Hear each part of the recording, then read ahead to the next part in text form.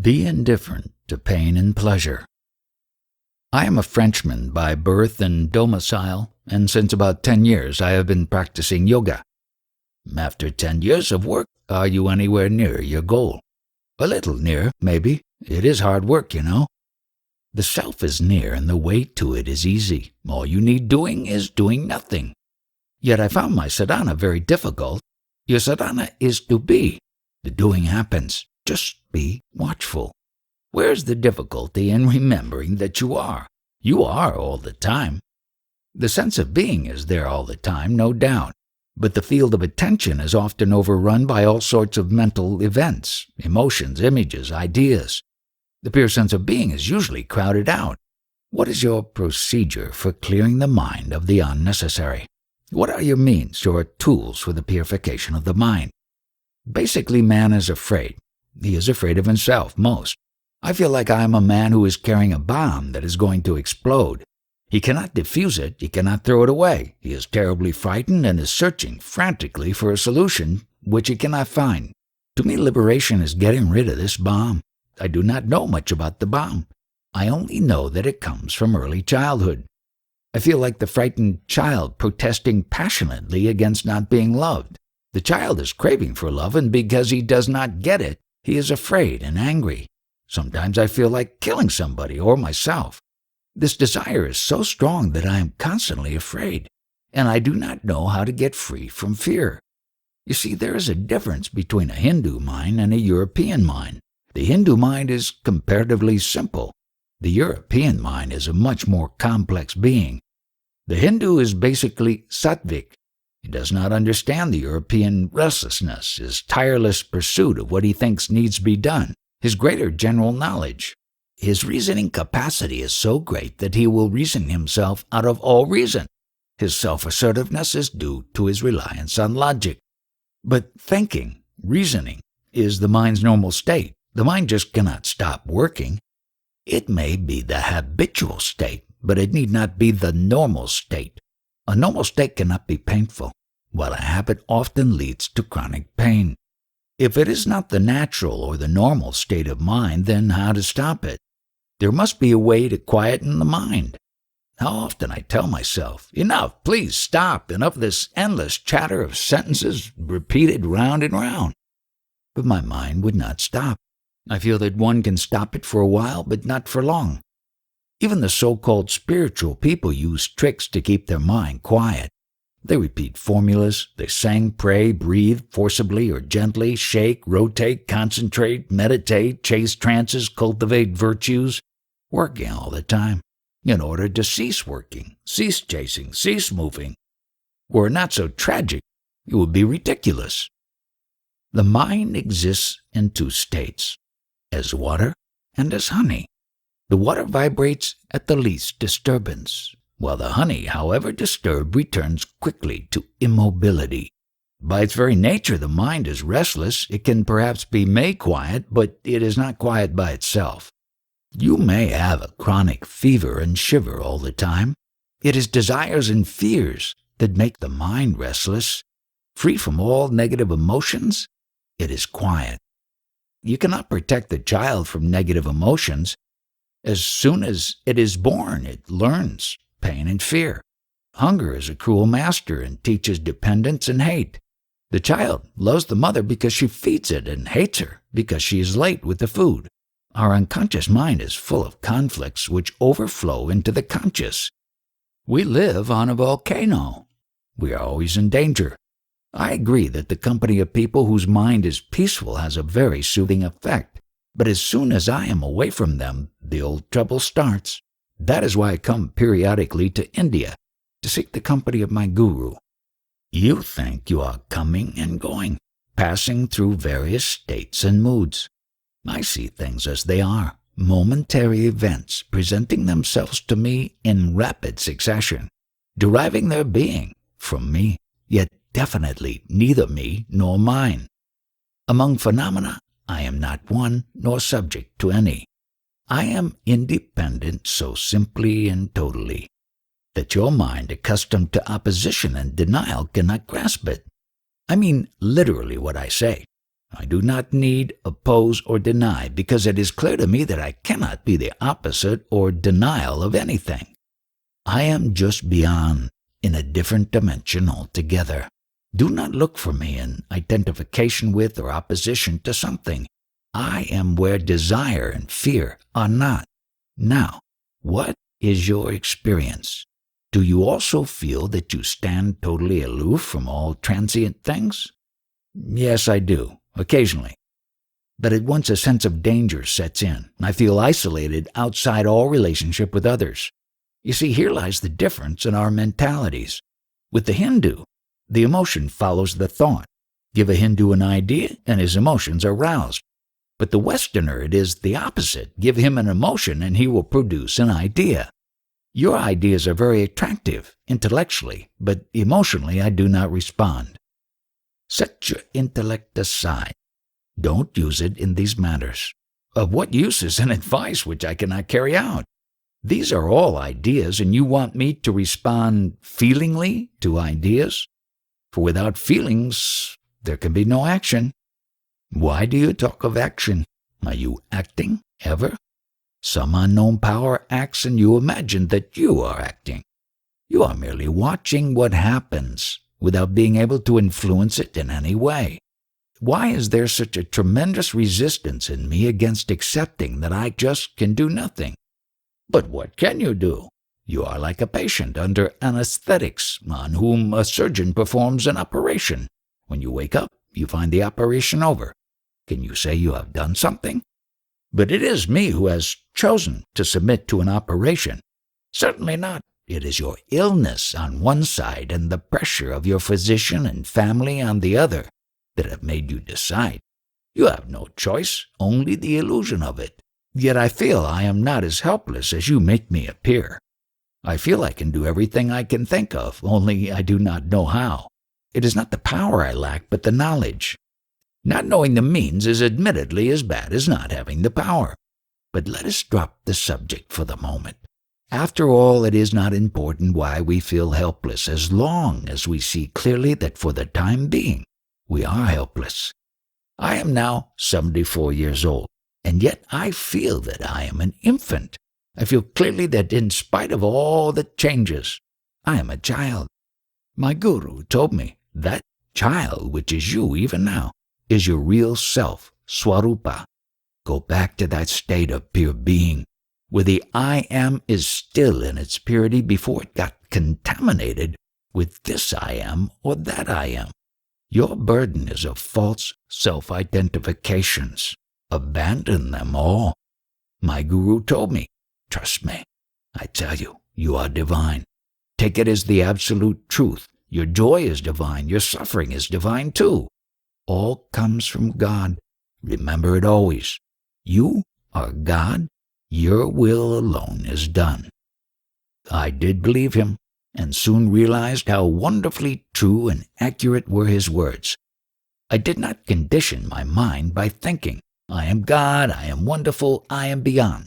I simply followed his instruction, which was to focus the mind on pure being, I am, and stay in it. I used to sit for hours together with nothing but the I am in my mind, and soon peace and joy and a deep, all-embracing love became my normal state. And it all disappeared. Myself, my guru, the life I lived, the world around me. Only peace remained and unfathomable silence.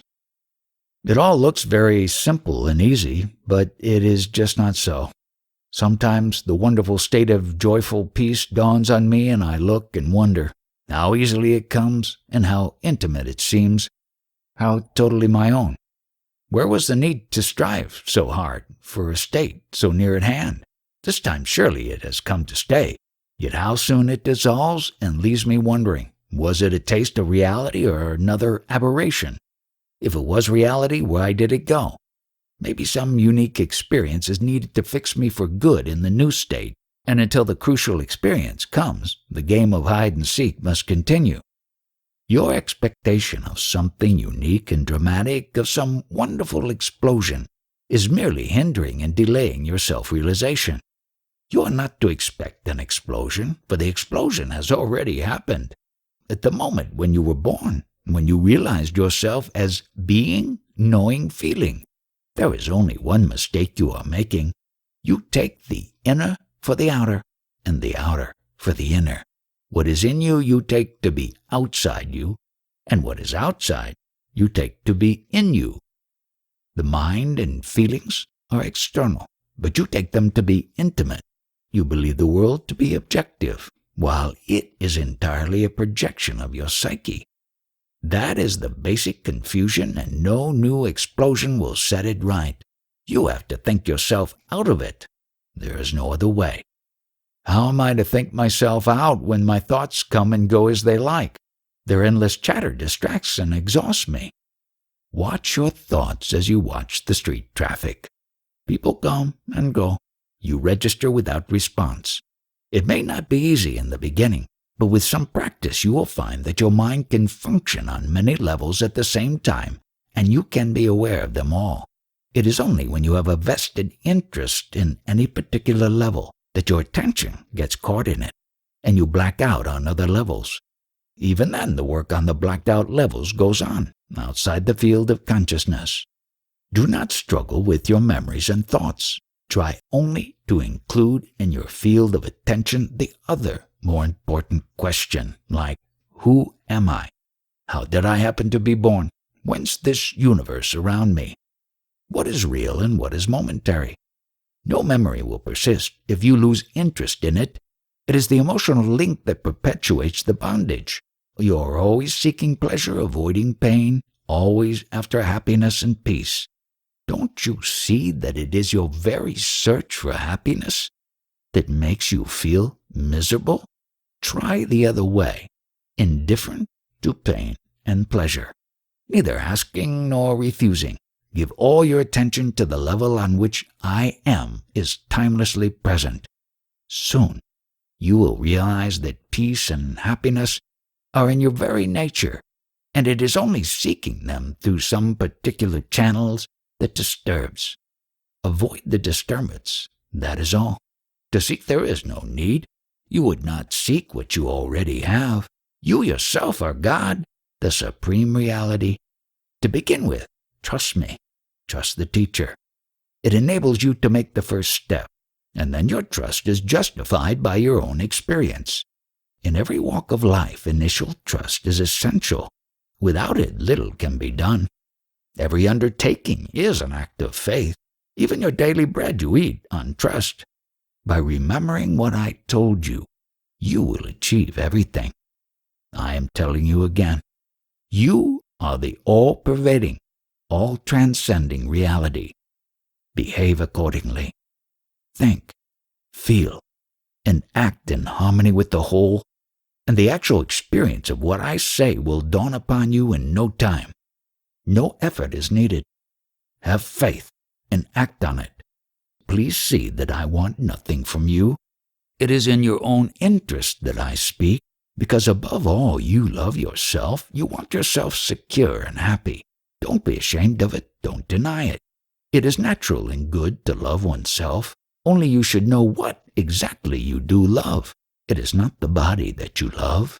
It is life, perceiving, feeling, thinking, doing, loving, striving, creating. It is that life you love, which is you, which is all. Realize it in its totality beyond all the visions and limitations, and all your desires will merge in it, for the greater contains the smaller. Therefore find yourself, for in finding that you find all. Everybody is glad to be, but few know the fullness of it. You come to know by dwelling in your mind on I am, my know, my love, with the will of reaching the deepest meaning of these words. Can I think I am God? Don't identify yourself with an idea. If you mean by God the unknown, then merely say, I do not know what I am. If you know God as you know yourself, you need not say it. Best is the simple feeling, I am. Dwell on it patiently. Here patience is wisdom. Don't think of failure. There can be no failure in this undertaking. My thoughts will not let me. Pay no attention. Don't fight them. Just do nothing about them. Let them be whatever they are. Your very fighting gives them life. Just disregard. Look through. Remember to remember what happens. Happens because I am. All reminds you that you are. Take full advantage of the fact that to experience, you must be. You need not stop thinking. Just cease being interested. It is disinterestedness that liberates. Don't hold on, that is all. The world is made of rings. The hooks are all yours. Make straight your hooks and nothing can hold you. Give up your addictions. There's nothing else to give up. Stop your routine of acquisitiveness, your habit of looking for results, and the freedom of the universe is yours. Be effortless. Life is effort. There are so many things to do. What needs doing, do it. Don't resist. Your balance must be dynamic, based on doing just the right thing, from moment to moment. Don't be a child unwilling to grow up. Stereotyped gestures and postures will not help you.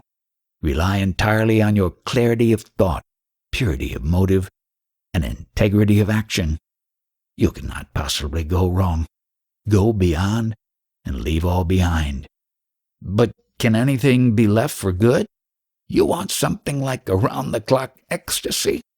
Ecstasies come and go, necessarily, for the human brain cannot stand the tension for a long time. A prolonged ecstasy will burn out your brain, unless it is extremely pure and subtle. In nature, nothing is at standstill. Everything pulsates, appears, and disappears. Heart, breath, digestion, sleep and waking, birth and death, everything comes and goes in waves. Rhythm, periodicity, harmonious alternation of extremes is the rule. No use rebelling against the very pattern of life. If you seek the immutable, go beyond experience. When I say remember I am all the time, I mean come back to it repeatedly. No particular thought can be mind's natural state, only silence. Not the idea of silence, but silence itself. When the mind is in its natural state, it reverts to silence, spontaneously. After every experience, or rather, every experience happens against the background of silence. Now what you have learnt here becomes the seed. You may forget it, apparently, but it will live and in due season sprout and grow and bring forth flowers and fruits. All will happen by itself. You need not do anything, only don't prevent it. Being happy, making happy, this is the rhythm of love. I came from Europe a few months ago on one of my periodical visits to my guru near Calcutta. Now I'm on my way back home. I was invited by a friend to meet you, and I'm glad I came. What did you learn from your guru, and what practice did you follow? He is a venerable old man of about 80. Philosophically, he is a Vedantin, and the practice he teaches has much to do with rousing the unconscious energies of the mind and bringing the hidden obstacles and blockages into the consciousness. My personal sadhana was related to my peculiar problem of early infancy and childhood. My mother could not give me the feeling of being secure and loved, so important to a child's normal development. She was a woman not fit to be a mother, ridden with anxieties and neuroses, unsure of herself. She felt me to be a responsibility and a burden beyond her capacity to bear. She never wanted me to be born. She did not want me to grow and to develop. She wanted me back in her womb, unborn, non-existent. Any movement of life in me she resisted. Any attempt to go beyond the narrow circle of her habitual existence, she fought fiercely. As a child, I was both sensitive and affectionate. I craved for love above everything else, and love, the simple instinctive love of a mother for her child, was denied me. The child's search for its mother became the leading motive of my life, and I never grew out of it. A happy child, a happy childhood, became an obsession with me. Pregnancy, birth, infancy interested me passionately. I became an obstetrician of some renown and contributed to the development of the method of painless childbirth. A happy child of a happy mother. That was my ideal all my life. But my mother was always there, unhappy herself, unwilling and incapable to see me happy. It manifested itself in strange ways. Whenever I was unwell, she felt better. When I was in good shape, she was down again, cursing herself and me too. As if she never forgave me my crime of having been born, she made me feel guilty about being alive. "You live because you hate me. If you love me, die," was her constant, though silent, message. And so I spent my life being offered death instead of love. Imprisoned as I was in my mother, the perennial infant, I could not develop a meaningful relation with the woman. The image of the mother would stand between, unforgiving and unforgiven. I sought solace in my work and found much, but I could not move from the pit of infancy. Finally, I turned to spiritual search, and I am on this line steadily for many years. But in a way, it is the same old search for mother's love. Call it God or Atma or Supreme Reality. Basically, I wanted to love and be loved. Unfortunately, the so-called religious people are against life and all for the mind. When faced with life's needs and urges, they begin by classifying, abstracting, and conceptualizing, and then make the classification more important than life itself. They ask to concentrate on and impersonate a concept. Instead of the spontaneous integration through love, they recommend a deliberate and laborious concentration on a formula. Whether it is God or Atma, the me or the other, it comes to the same. Something to think about, not somebody to love. It is not theories and systems that I need. There are many equally attractive or plausible. I need a stirring of the heart, a renewal of life, and not a new way of thinking. There are no new ways of thinking, but feelings can be ever fresh. When I love somebody, I meditate on him spontaneously and powerfully with warmth and vigor which my mind cannot command. Words are good for shaping feelings. Words without feelings are like clothes with no body inside, cold and limp. This mother of mine, she drained me of all my feelings. My sources have run dry. Can I find here the richness and abundance of emotions which I needed in such ample measure as a child? Where is your childhood now? And what is your future? I was born, I have grown, I shall die. You mean your body, of course, and your mind. I am not talking about your physiology and psychology. They are part of nature and are governed by nature's laws. I am talking of your search for love. Had it a beginning? Will it have an end? I cannot say. It is there, from the earliest to the last moment of my life, this yearning for love. How constant and how hopeless. In your search for love, what exactly are you searching for? Simply this, to love and to be loved. You mean a woman? Not necessarily. A friend, a teacher, a guide, as long as the feeling is bright and clear. Of course, a woman is the usual answer, but it need not be the only one. Of the two, what would you prefer, to love or to be loved? I would rather have both, but I can see that to love is greater, nobler, deeper. To be loved is sweet, but it does not make one grow. Can you love on your own, or must you be made to love? One must meet somebody lovable, of course. My mother was not only not loving, she was also not lovable. What makes a person lovable? Is it not the being loved? First you love, and then you look for reasons. It can be the other way around. You love what makes you happy, but what makes you happy? There is no rule about it. The entire subject is highly individual and unpredictable. Right. Whichever way you put it, unless you love, there is no happiness. But does love make you always happy? Is not the association of love with happiness a rather early, infantile stage? When the beloved suffers, don't you suffer too? And do you cease to love because you suffer? Must love and happiness come and go together? Is love merely the expectation of pleasure? Of course not. There can be much suffering in love. Then what is love? Is it not a state of being rather than a state of mind? Must you know that you love in order to love? Did you not love your mother unknowingly? Your craving for her love, for an opportunity to love her? Is it not the movement of love? Is not love as much of a part of you as consciousness of being? You sought the love of your mother because you loved her, but she would not let me. She could not stop you. Then why was I unhappy all my life? Because you did not go down to the very roots of your being. It is your complete ignorance of yourself that covered up your love and happiness and made you seek for what you had never lost.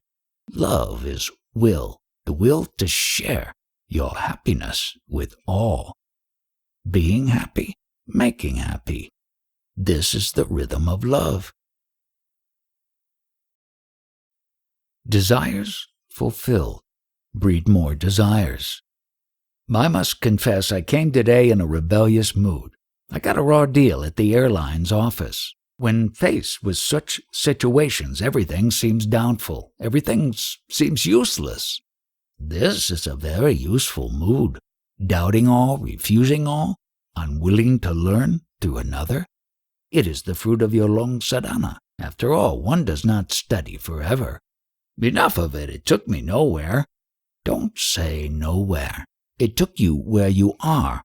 Now, it is again the child and its tantrums. I have not moved an inch from where I was. You began as a child, and you will end as a child. Whatever you have acquired in the meantime, you must lose and start at the beginning. But the child kicks. When it's unhappy or denied anything, it kicks. Let it kick. Just look at the kicking.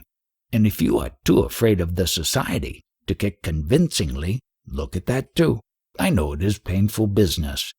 But there is no remedy, except one. The search for remedies must cease. If you are angry or in pain, separate yourself from anger and pain and watch them. Externalization is the first step to liberation. Step away and look. The physical events will go on happening, but by themselves, they have no importance. It is the mind alone that matters. Whatever happens, you cannot kick and scream in an airline office or in a bank. Society does not allow it. If you do not like their ways or are not prepared to endure them, don't fly or carry money. Walk. And if you cannot walk, don't travel. If you deal with society, you must accept its ways, for its ways are your ways. Your needs and demands have created them. Your desires are so complex and contradictory, no wonder the society you create is also complex and contradictory. I do see and admit that the outer chaos is merely a reflection of my own inner disharmony. But what is the remedy? Don't seek remedies. Sometimes one is in a state of grace and life is happy and harmonious. But such a state does not last. The mood changes and all goes wrong. If you could only keep quiet, clear of memories and expectations, you would be able to discern the beautiful pattern of events. It is your restlessness that causes chaos.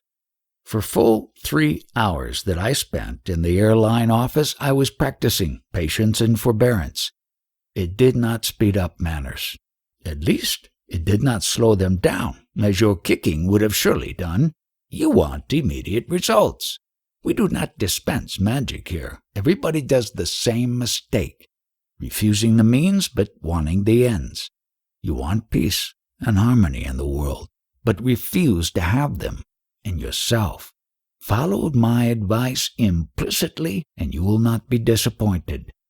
I cannot solve your problems by mere words. You have to act on what I told you and persevere. It is not the right advice that liberates, but the action based on it just like a doctor after giving the patient an injection tells him, "Now, keep quiet, do nothing more, just keep quiet." I am telling you, you have got your injection. Now keep quiet, just keep quiet. You have nothing else to do. My guru did the same. He would tell me something and then said, "Now keep quiet. Don't go on ruminating all the time. Stop. Be silent." I can keep quiet for an hour in the morning, but the day is long and many things happen that throw me out of balance. It is easy to say, "Be silent," but to be silent when all is screaming in me and round me. Please tell me how it is done. All that needs doing can be done in peace and silence. There is no need to get upset. It is all theory which does not fit the facts. I am returning to Europe with nothing to do there. My life is completely empty. If you just try to keep quiet, all will come. The work, the strength for work, the right motive. Must you know everything beforehand?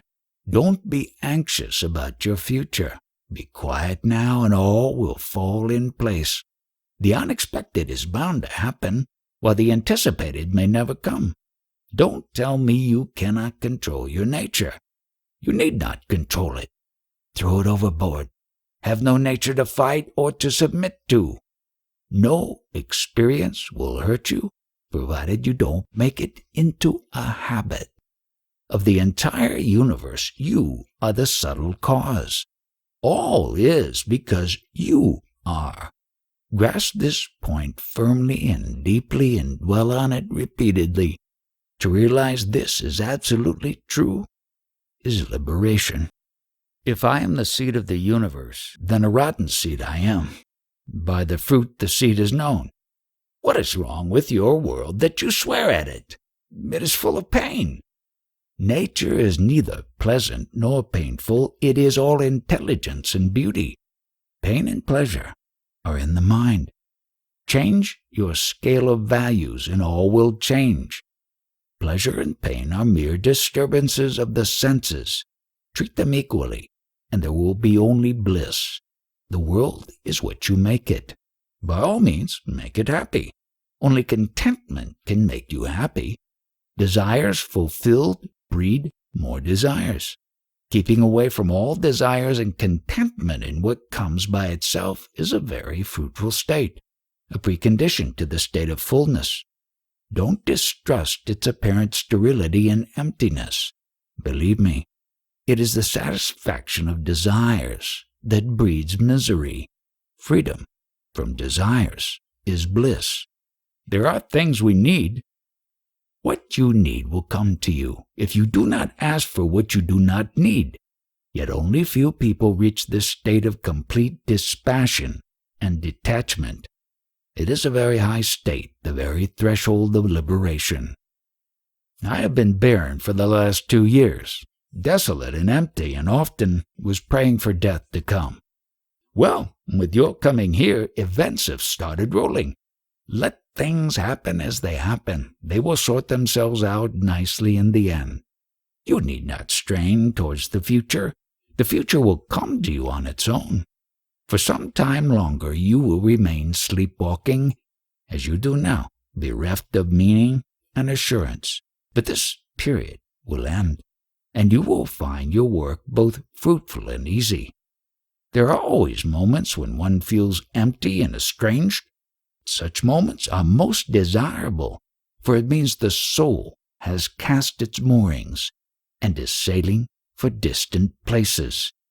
This is detachment, when the old is over and the new has not yet come. If you are afraid, the state may be distressing, but there is really nothing to be afraid of. Remember the instruction. Whatever you come across, go beyond. The Buddha's rule, to remember what needs to be remembered. But I find it so difficult to remember the right thing at the right moment. With me, forgetting seems to be the rule. It is not easy to remember when every situation brings up a storm of desires and fears. Craving born of memory is also the destroyer of memory. How am I to fight desire? There is nothing stronger. The waters of life are thundering over the rocks of objects, desirable or hateful. Remove the rocks by insight and detachment, and the same waters will flow deep and silent and swift, in greater volume and with greater power. Don't be theoretical about it. Give time to thought and consideration. If you desire to be free, neglect not the nearest step to freedom. It is like climbing a mountain. Not a step can be missed. One step less, and the summit is not reached. Body and mind are symptoms of ignorance. We were discussing one day the person, the witness, the absolute, Vyakti, Vyakta, and Avyakta. As far as I remember, you said that the absolute alone is real, and the witness is absolute only at a given point of space and time. The person is the organism, gross and subtle, illumined by the presence of the witness. I do not seem to grasp the matter clearly. Could we discuss it again? You also use the terms Mahadakash, Chidakash, and Paramakash. How are they related to person, witness, and the absolute? Mahadakash is nature, the ocean of existences, the physical space with all that can be contacted through the senses. Chidakash is the expanse of awareness, the mental space of time, perception, and cognition. Paramakash is the timeless and spaceless reality, mindless, undifferentiated, the infinite potentiality, the source and origin, the substance and the essence, both matter and consciousness, yet beyond both. It cannot be perceived but can be experienced as ever witnessing the witness, perceiving the perceiver, the origin and the end of all manifestation, the root of time and space, the prime cause in every chain of causation. What is the difference between Vyakta and Avyakta? There is no difference. It is like light and daylight. The universe is full of light which you do not see, but the same light you see as daylight, and what the daylight reveals is the Vyakti. The person is always the object, the witness is the subject, and the relation of mutual dependence is the reflection of their absolute identity. You imagine that they are distinct and separate states. They are not. They are the same consciousness at rest and in movement, each state conscious of the other. In Chit, man knows God and God knows man. In Chit, the man shapes the world and the world shapes man. Chit is the link, the bridge between extremes, the balancing and uniting factor in every experience. The totality of the perceived is what you call matter. The totality of all perceivers is what you call the universal mind, the identity of the two manifesting itself as perceptibility and perceiving, harmony and intelligence, loveliness and loving, reasserts itself eternally. The three gunas, sattva, rajas, and tamas, are they only in matter or also in the mind? In both, of course, because the two are not separate. It is always the absolute that is beyond the gunas. In fact, these are but points of view, ways of looking. They exist only in the mind. Beyond the mind, all distinctions cease. Is the universe a product of the senses? Just as you recreate your world on waking up, so is the universe unrolled. The mind, with its 5 organs of perception, 5 organs of action, and 5 vehicles of consciousness, appears as memory, thought, reason, and selfhood. The sciences have made much progress. We know the body and the mind much better than our ancestors. Your traditional way, describing and analyzing mind and matter, is no longer valid. But where are your scientists with their sciences? Are they not again images in your own mind? Well, here lies the basic difference. To me, they are not my own projections. They were before I was born and shall be there when I am dead. Of course, once you accept time and space as real, you will consider yourself minute and short-lived. But are they real? Do they depend on you or you on them? As body, you are in space. As mind, you are in time. But are you mere body with a mind in it? Have you ever investigated? I had neither the motive nor the method.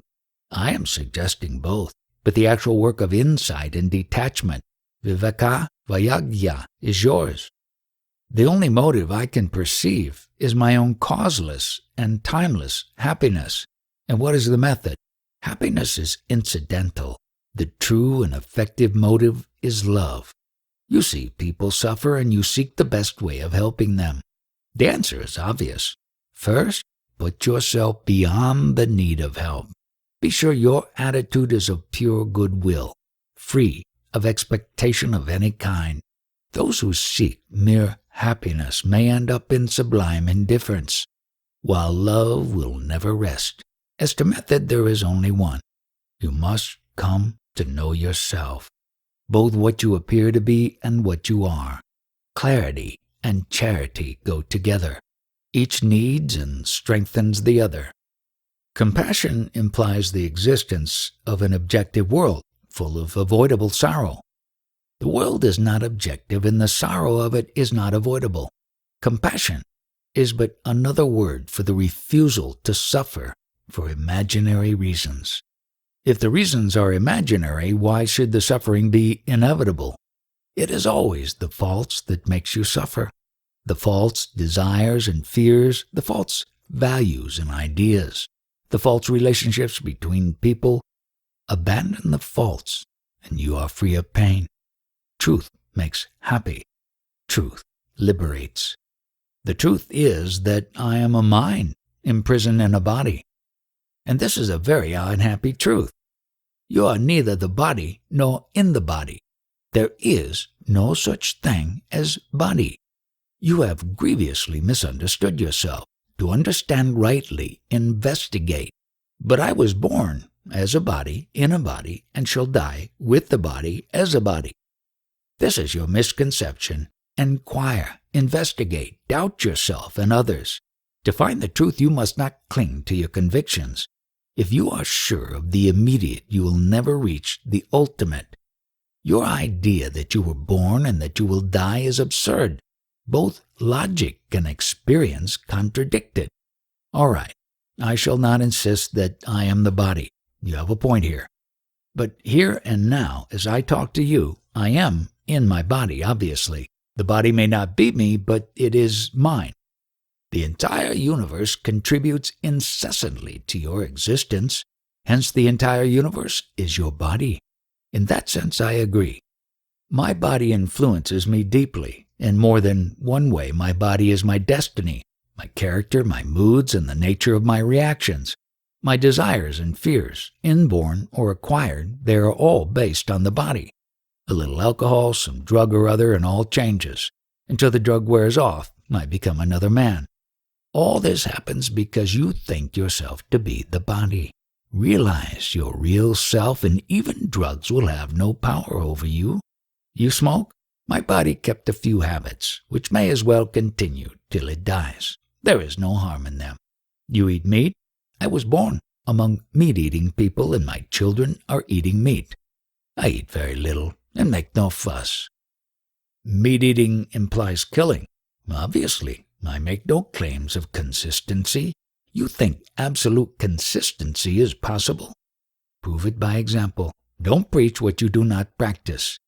Coming back to the idea of having been born, you are stuck with what your parents told you, all about conception, pregnancy, birth, infant, child, youngster, teenager, and so on. Now, divest yourself of the idea that you are the body with the help of the contrary idea that you are not the body. It is also an idea, no doubt, treated like something to be abandoned when its work is done. The idea that I am not the body gives reality to the body, when in fact there is no such thing as body. It is but a state of mind. You can have as many bodies and as diverse as you like. Just remember steadily what you want and reject the incompatibles. I am like a box within a box within a box, the outer box acting as the body and the one next to it as the indwelling soul. Abstract the outer box, and the next becomes the body, and the one next to it the soul.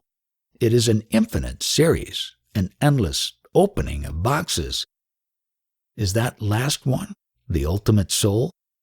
If you have a body, you must have a soul. Here your simile of a nest of boxes applies. But here and now, through all your bodies and souls, shines awareness, the pure light of Chit. Hold on to it unswervingly. Without awareness, the body would not last a second. There is in the body a current of energy, affection, and intelligence, which guides, maintains, and energizes the body. Discover that current and stay with it. Of course, all these are manners of speaking. Words are as much a barrier as a bridge. Find the spark of light that weaves the tissues of your body and be with it. It is the only reality the body has. What happens to that spark of life after death? It is beyond time. Birth and death are but points in time. Life weaves eternally its many webs. The weaving is in time, but life itself is timeless. Whatever name and shape you give to its expressions, it is like the ocean, never changing, ever changing. All you say sounds beautifully convincing, yet my feeling of being just a person in a world strange and alien, often inimical and dangerous, does not cease. Being a person limited in space and time, how can I possibly realize myself as the opposite? A depersonalized, universalized awareness of nothing in particular. You assert yourself to be what you are not and deny yourself to be what you are. You omit the element of pure cognition, of awareness, free from all personal distortions. Unless you admit the reality of Chit, you will never know yourself. What am I to do? I do not see myself as you see me. Maybe you are right and I am wrong, but how can I cease to be what I feel I am? A prince who believes himself to be a beggar can be convinced conclusively in one way only. He must behave as a prince and see what happens. Behave as if what I say is true, and judge by what actually happens. All I ask is the little faith needed for making the first step. With experience will come confidence, and you will not need me any more. I know what you are, and I am telling you. Trust me for a while. To be here and now, I need my body and its senses. To understand, I need a mind. The body and the mind are only symptoms of ignorance, of misapprehension. Behave as if you were pure awareness, bodiless, mindless, spaceless, and timeless, beyond where and when and how. Dwell on it, think of it, learn to accept its reality. Don't oppose it and deny it all the time. Keep an open mind at least. Yoga is bending the outer to the inner. Make your mind and body express the real which is all and beyond all. By doing, you succeed, not by arguing. Kindly allow me to come back to my first question. How does the error of being a person originate? The absolute precedes time. Awareness comes first. A bundle of memories and mental habits attracts attention. Awareness gets focalized, and a person suddenly appears. Remove the light of awareness, go to sleep, or swoon away, and the person disappears. The person, Vyakti, flickers. Awareness, Vyakta, contains all space and time. The absolute, Avyakta, is. Give up all, and you gain all. What is your state at the present moment? A state of non-experiencing. In it all experience is included. Can you enter into the mind and heart of another man and share his experience? No, such things require special training. I am like a dealer in wheat. I know little about breads and cakes. Even the taste of a wheat gruel I may not know. But about the wheat grain I know all and well. I know the source of all experience. But the innumerable particular forms experience can take, I do not know, nor do I need to know. From moment to moment, the little I need to know to live my life, I somehow happen to know. Your particular existence and my particular existence, do they both exist in the mind of Brahma? The universal is not aware of the particular. The existence as a person is a personal matter. A person exists in time and space, has name and shape, beginning and end. The universal includes all persons, and the absolute is at the root of all and beyond all. I'm not concerned with the totality, my personal consciousness and your personal consciousness. What is the link between the two? Between two dreamers, what can be the link? They may dream of each other. That is what people are doing. Everyone imagines others and seeks a link with them. The seeker is the link. There is none other. Surely there must be something common between the many points of consciousness we are. Where are the many points? In your mind? You insist that your world is independent of your mind. How can it be? Your desire to know other people's minds is due to your not knowing your own mind. First, know your own mind, and you will find that the question of other minds does not arise at all, for there are no other people. You are the common factor, the only link between the minds. Being is consciousness. I am applies to all. The supreme reality, Parabrahman, may be present in all of us, but of what use is it to us? You are like a man who says, I need a place where to keep my things, but of what use is space to me? Or, I need milk, tea, coffee, or soda, but for water, I have no use. Don't you see that the supreme reality is what makes everything possible? But if you ask of what use it is to you, I must answer, none. In matters of daily life, the knower of the real has no advantage. He may be at a disadvantage, rather. Being free from greed and fear, he does not protect himself. The very idea of profit is foreign to him. He abhors accretions. His life is constant divesting oneself, sharing, giving. If there is no advantage in gaining the supreme, then why take the trouble? There is trouble only when you cling to something. When you hold on to nothing, no trouble arises. The relinquishing of the lesser is the gaining of the greater. Give up all, and you gain all. Then life becomes what it was meant to be, pure radiation from an inexhaustible source. In that light the world appears dimly like a dream. If my world is merely a dream and you are part of it, what can you do for me? If the dream is not real, having no being, how can reality affect it? While it lasts, the dream has temporary being. It is your desire to hold on to it that creates the problem. Let go. Stop imagining that the dream is yours.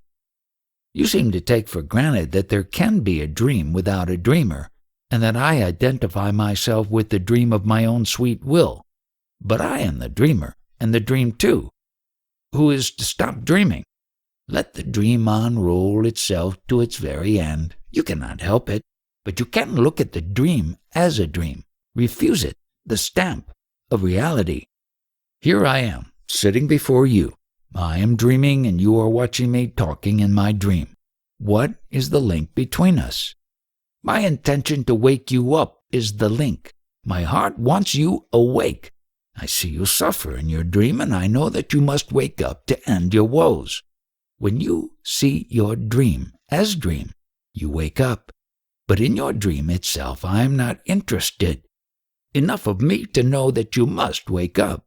You need not bring your dream to a definite conclusion or make it noble or happy or beautiful. All you need is to realize that you are dreaming. Stop imagining. Stop believing. See the contradictions, the incongruities, the falsehood, and the sorrow of the human state. The need to go beyond. Within the immensity of space floats a tiny atom of consciousness, and in it, the entire universe is contained. There are affections in the dream which seem real and everlasting. Do they disappear on waking up? In a dream you love some and not others. On waking you find you are love itself, embracing all. Personal love, however intense and genuine, invariably binds. Love in freedom is love of all. People come and go. One loves whom one meets. One cannot love all. When you are love itself, you are beyond time and numbers. In loving one, you love all. In loving all, you love each. One and all are not exclusive. You say you are in a timeless state. Does it mean that past and future are open to you? Did you meet Vashita Muni, Rama's guru? The question is in time and about time. Again, you are asking me about the contents of a dream. Timelessness is beyond the illusion of time. It is not an extension in time. He who called himself Vashita knew Vashita. I am beyond all names and shapes. Vashita is a dream in your dream. How can I know him? You are too much concerned with past and future. It is all due to your longing to continue, to protect yourself against extinction. And as you want to continue, you want others to keep you company. Hence your concern with their survival. But what you call survival is but the survival of a dream. Death is preferable to it. There is a chance of waking up. You are aware of eternity, therefore you are not concerned with survival. It is the other way around. Freedom from all desire is eternity. All attachment implies fear, for all things are transient, and fear makes one a slave. This freedom from attachment does not come with practice. It is natural when one knows one's true being. Love does not cling. Clinging is not love. So there is no way to gain detachment. There is nothing to gain. Abandon all imaginings and know yourself as you are. Self-knowledge is detachment. All craving is due to a sense of insufficiency. When you know that you lack nothing, that all there is you and yours, desire ceases. To know myself, must I practice awareness? There is nothing to practice. To know yourself, be yourself. To be yourself, stop imagining yourself to be this or that. Just be. Let your true nature emerge. Don't disturb your mind with seeking. It will take much time if I just wait for self-realization. What have you to wait for when it is already here and now? You have only to look and see. Look at yourself, at your own being. You know that you are, and you like it. Abandon all imagining. That is all. Do not rely on time. Time is death. Who waits, dies. Life is now only. Do not talk to me about past and future. They exist only in your mind. You too will die. I am dead already. Physical death will make no difference in my case. I am timeless being. I am free of desire or fear because I do not remember the past or imagine the future. Where there are no names and shapes, how can there be desire and fear? With desirelessness comes timelessness. I am safe because what is not cannot touch what is. You feel unsafe because you imagine danger. Of course, your body as such is complex and vulnerable and needs protection, but not you. Once you realize your own unassailable being, you will be at peace. How can I find peace when the world suffers? The world suffers for very valid reasons. If you want to help the world, you must be beyond the need of help. Then all you're doing, as well as not doing, will help the world most effectively. How can non-action be of use where action is needed? Where action is needed, action happens. Man is not an actor. He is to be aware of what he is going on. His very presence is action. The window is the absence of the wall, and it gives air and light because it is empty. Be empty of all mental content, of all imagination and effort, and the very absence of obstacles will cause reality to rush in. If you really want to help a person, keep away. If you are emotionally committed to helping, you will fail to help. You may be very busy and be very pleased with your charitable nature, but not much will be done. A man is really helped when he is no longer in need of help. All else is just futility. There is not enough time to sit and wait for help to happen. One must do something. By all means, do. But what you can do is limited. The self alone is unlimited. Give limitlessly of yourself.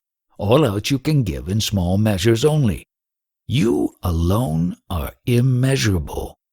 To help is your very nature. Even when you eat and drink, you help your body. For yourself, you need nothing.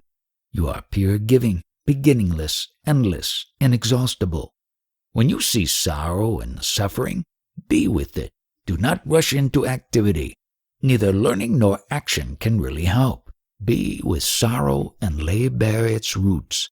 Helping to understand is real help. My death is nearing. Your body is short of time, not you. Time and space are in the mind only. You are not bound. Just understand yourself. That itself is eternity. Consciousness arising. World arises. When an ordinary man dies, what happens to him? According to his belief, it happens. As life before death is but imagination, so is life after. The dream continues. And what about the Jnani? The Jnani does not die because he was never born. He appears so to others, but not to himself. In himself he is free of things, physical and mental. Still, you must know the state of the man who died, at least from your own past lives. Until I met my guru, I knew so many things. Now I know nothing, for all knowledge is in dream only and not valid. I know myself, and I find no life nor death in me, only pure being, not being this or that, but just being. But the moment the mind, drawing on its stock of memories, begins to imagine, it fills the space with objects and time with events. As I do not know even this birth, how can I know past births? It is the mind that itself in movement sees everything moving, and having created time, worries about the past and the future. All the universe is cradled in consciousness, Mahatattva, which arises where there is perfect order and harmony, Mahasattva. As all waves are in the ocean, so are all things physical and mental in awareness. Hence awareness itself is all important, not the content of it. Deepen and broaden your awareness of yourself and all the blessings will flow. You need not seek anything. All will come to you most naturally and effortlessly. The 5 senses and the 4 functions of the mind, memory, thought, understanding, and selfhood. The 5 elements, earth, water, fire, air, and ether. The 2 aspects of creation, matter and spirit. All are contained in awareness. Yet you must believe in having lived before. The scriptures say so, but I know nothing about it. I know myself as I am. As I appeared or will appear is not within my experience. It is not that I do not remember. In fact, there is nothing to remember. Reincarnation implies a reincarnating self. There is no such thing. The bundle of memories and hopes called the I imagines itself existing everlastingly and creates time to accommodate its false eternity.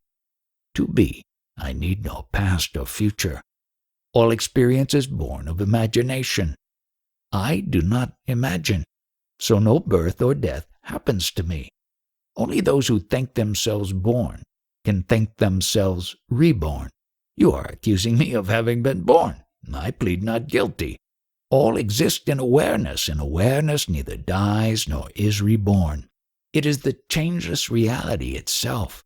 All the universe of experience is born with the body and dies with the body.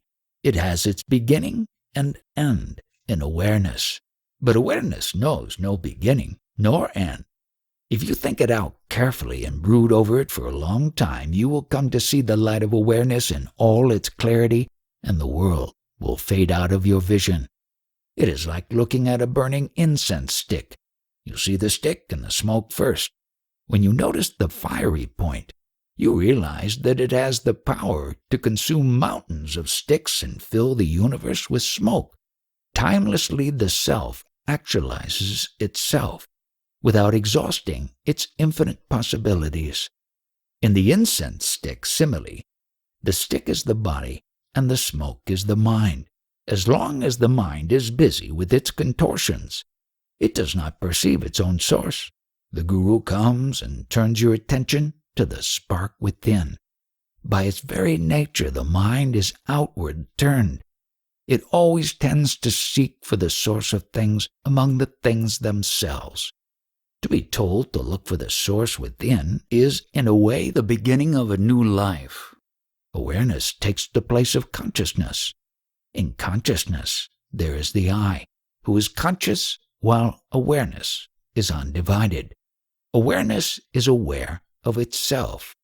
The I am is a thought, while awareness is not a thought. There is no I am aware in awareness. Consciousness is an attribute, while awareness is not. One can be aware of being conscious, but not conscious of awareness. God is the totality of consciousness, but awareness is beyond all, being as well as not being. I had started with the question about the condition of a man after death. When his body is destroyed, what happens to his consciousness? Does he carry his senses of seeing, hearing, etc. along with him, or does he leave them behind? And if he loses his senses, what becomes to his consciousness? Senses are mere modes of perception. As the grosser modes disappear, finer states of consciousness emerge. Is there no transition to awareness after death? There can be no transition from consciousness to awareness, for awareness is not a form of consciousness. Consciousness can only become more subtle and refined, and that is what happens after death. As the various vehicles of man die off, the modes of consciousness induced by them also fade away, until only unconsciousness remains. Look at yourself talking of unconsciousness as something that comes and goes. Who is there to be conscious of unconsciousness? As long as the window is open, there is sunlight in the room. With the window shut, the sun remains, but does it see the darkness in the room? Is there anything like darkness to the sun? There is no such thing as unconsciousness, for unconsciousness is not experienceable. We infer unconsciousness when there is a lapse in memory or communication. If I stop reacting, you will say that I am unconscious. In reality, I may be most acutely conscious, only unable to communicate or remember. I am asking a simple question. There are about 4 billion people in the world, and they are all bound to die. What will be their condition after death? Not physically, but psychologically. Will their consciousness continue? And if it does, in what form? Do not tell me that I am not asking the right question, or that you do not know the answer, or that in your world my question is meaningless. The moment you start talking about your world and my world is different and incompatible, you build a wall between us. Either we live in one world, or your experience is of no use to us. Of course we live in one world, only I see it as it is, while you don't. You see yourself in the world, while I see the world in myself. To you, you get born and die, while to me the world appears and disappears. Our world is real, but your view of it is not. There is no wall between us except the one built by you. There is nothing wrong with the senses. It is your imagination that misleads you. It covers up the world as it is, with what you imagine it to be. Something existing independently of you and yet closely following your inherited or acquired patterns. There is a deep contradiction in your attitude, which you do not see and which is the cause of your sorrow. You cling to the idea that you were born into a world of pain and sorrow. I know that the world is a child of love, having its beginning, growth, and fulfillment in love. But I am beyond love even. If you have created the world out of love, why is it so full of pain? You are right. from the body's point of view. But you are not the body. You are the immensity and infinity of consciousness. Don't assume what is not true, and you will see things as I see them. Pain and pleasure, good and bad, right and wrong. These are relative terms and must not be taken absolutely. They are limited and temporary. In the Buddhist tradition, it is stated that a nirvani, an enlightened Buddha, has the freedom of the universe. He can know and experience for himself all that exists. He can command, interfere with nature, with the chain of causation, change the sequence of events, even undo the past. The world is still with him, but he is free in it. What you describe is God. Of course, where there is a universe, there will also be its counterpart, which is God. But I am beyond both. There was a kingdom in search of a king. They found the right man and made him king. In no way had he changed. He was merely given the title, the rights, and the duties of a king. His nature was not affected, only his actions. Similarly, with the enlightened man, the content of his consciousness undergoes a radical transformation. But he is not misled. He knows the changeless. The changeless cannot be conscious. Consciousness is always of change.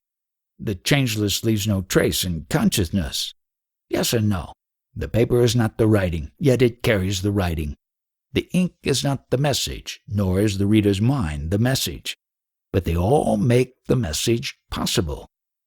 Does consciousness come down from reality, or is it an attribute of matter? Consciousness as such is the subtle counterpart of matter. Just as inertia, tamas, and energy, rajas, are attributes of matter, so does harmony, sattva, manifest itself as consciousness. You may consider it in a way as a form of very subtle energy. Whatever matter organizes itself into a stable organism, consciousness appears spontaneously. With the destruction of the organism, consciousness disappears. Then what survives? That of which matter and consciousness are but aspects, which is neither born nor dies. If it is beyond matter and consciousness, how can it be experienced? It can be known by its effects on both. Look for it in beauty and in bliss. But you will understand neither body nor consciousness unless you go beyond both. Please tell us squarely, are you conscious or unconscious? The enlightened jnani is neither, but in his enlightenment, jnana, all is contained. Awareness contains every experience, but he who is aware is beyond every experience. He is beyond awareness itself. There is the background of experience, call it matter. There is the experiencer, call it mind. What makes the bridge between the two? The very gap between is the bridge. That which at one end looks like matter, and at the other is mind, is in itself the bridge. Don't separate reality into mind and body, and there will be no need of bridges. Consciousness arises, the world arises. When you consider the wisdom and the beauty of the world, you call it God. Know the source of it all, which is in yourself, and you will find all your questions answered. The seer and the seen, are they one or two?